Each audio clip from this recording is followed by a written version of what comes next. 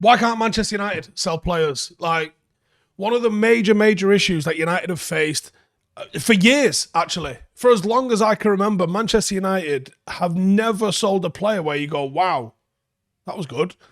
Even Cristiano Ronaldo, when he went for 80 million, it was a world record fee that advanced the world record fee by a significant amount of money. I remember at the time going, wouldn't have sold him.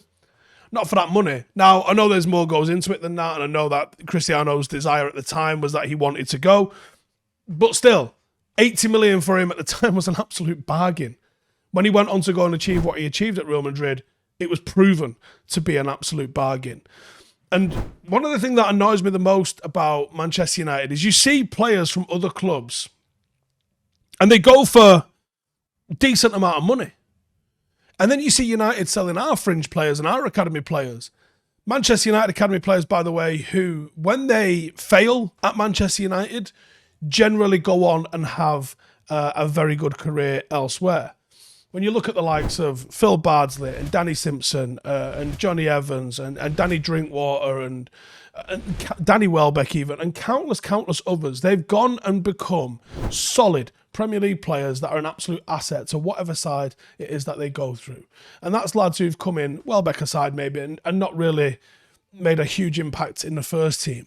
And we never get any sort of valuation for him. Nicky Butt, when he went for an absolute criminal amount of money. Phil Neville, when he went on to captain of it and went for a criminal amount of money. If you tried to buy an equal level of replacement, you'd be talking multiples of how much Manchester United accept for our players. And it feels like it's a recipe for a disaster. And for all of the times I hear how the Glazers are such good businessmen, the evidence just has never been there for me, especially when it comes to the biggest movers in a football club. I touched on this a little bit yesterday, talking about how over the course of a season, what season ticket sales and match day revenue brings in is one transfer. And not even necessarily a record-breaking transfer, just one regular transfer. So the fact that Manchester United never seem to get market value for our players selling, it hinders us and our ability to compete. When you see all of these net spend things, Manchester United are battered in this because we never sell our players for fair value. Manchester City flipped Gabriel Jesus and Zinchenko, who were fringe players at the time. You can argue about the quality, but their status within the club was probably that of Fred and McTominay, right? I think they're better players than Fred and McTominay, but their status within the club was squad players, right? And they sold both of those for £50 million each for a combined 100 million. Now, if I sat here and said to you, United are going to sell Fred and McTominay, we'll get 100 million, it'll go straight in the kitty so we can buy other players. You go, Steve, what flavour glue are you sniffing today? You see where I'm coming from? When United are top of this net spend shit, part of the reason for that is because we never recoup the money that we should be recouping from the players that we move on. Buy Berbatov 30 million, a couple of years later, selling for 2. We are under pressure this season to sell players because FFP, because of our high spending and low selling, has started to hurt us. And it's starting to impact us. And that leaves us with an inability to operate in the transfer market effectively. Now, it was reported this week that United are hopeful of receiving £2 million for Eric Bailly. He is a first-choice player at a club playing in Europe. He is a full international. And apart from being off his tits, is a reliable player. £2 million is a disgrace of a fee. It emerged on Tuesday night that United accepted an offer from FC Utrecht for Zidane Iqbal. And sources confirmed the bid to be less than £1 million. Less than £1 million. Now, he completed his medical Monday afternoon, and it brings to the end an 11-year spell at Manchester United. Joined the academy age 9, became the first British Asian player to represent the club, made his debut in the Champions League, Was named in the matchday squad 17 times last season. Looked phenomenal on pre-season. I think we all expected there to be cameo appearances throughout the season. For whatever reason, that didn't happen. And now he moves on. Now, Manchester United is too big of a club. Too much history, too much pedigree, especially in the youth department. Players should be coveted in the transfer market. The players that Manchester United are going to move on, especially those academy players that will move on, will go on and have solid careers in the football pyramid, whether it's here or abroad. And they should be going for fees that reflect that. In comparison, Manchester City have just sold an under-23 goalkeeper for 12 million plus 3 million in add-ons. Now, in total for academy at Manchester City, Bazunu, Lavia, Edozie, Rabin Matondo, Felix Carrera, and Juan Larios were sold for a combined 60 million. Chelsea have got rid of players for more than $1 million, more than the $1 million United are getting for Zidane Iqbal. Lewis Bate went to Leeds under 21s for 1.73 million. Simeon went to Southampton's reserves for 1.75 million. Pert Harris went to Brentford's reserves for 1.5 million. And Ekwa went to West Ham reserves for 1.4 million. Manchester United paid a reported £8 million for Hannibal. Zidane is a full international for Iraq. One of the better players for Iraq as well. And technically one of the better players we've seen coming through the academy in recent years. One that looked extremely comfortable playing first-team football against some brilliant opposition last season. Right then, our sponsor Surfshark has partnered with us to bring you this video, and Surfshark is a virtual private network that safeguards your online identity by encrypting all the information exchanged between your device and the internet. That means your personal data is protected from cyber criminals and large companies. Additionally, Surfshark can change your IP address, giving you the ability to appear if you was in a different location around the world. Here's some of the ways that Surfshark can benefit you. Encryption of your online data and protection of your personal information when you use free public Wi-Fi, which is often a prime target for hackers.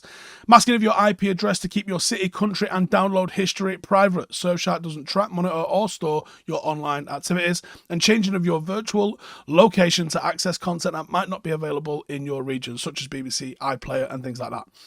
You can protect your online activities when streaming movies, playing games, and visiting potentially dangerous websites with Surfshark's Clean Web feature. It blocks ads, malware, and phishing attempts to ensure safe streaming, and the ability to use one account on unlimited phones and laptops. I genuinely use this. This isn't just a read. I literally use this all the time, and especially when I'm traveling, and especially when I'm on hotel Wi-Fi. Get it downloaded, get in the mixer. And if you're interested in trying it out, use the code Howson to receive an exclusive offer of 3 months extra for free. You can download the link in the description below and take advantage of this offer. Additionally, there's a 30-day money-back guarantee, so there's literally no risk in giving it a try. Listen to me, 30-day money-back guarantee. Try it. If you don't like it, you can get your money back, but I don't think you will because it works. Simple as that. A report from the CIES Observatory looked at 50 clubs in the world that have made the most money as a result of selling their academy graduates since 2015.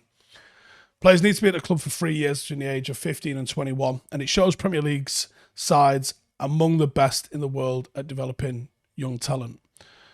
Since 2015, Chelsea have made £210 million selling products at their academy.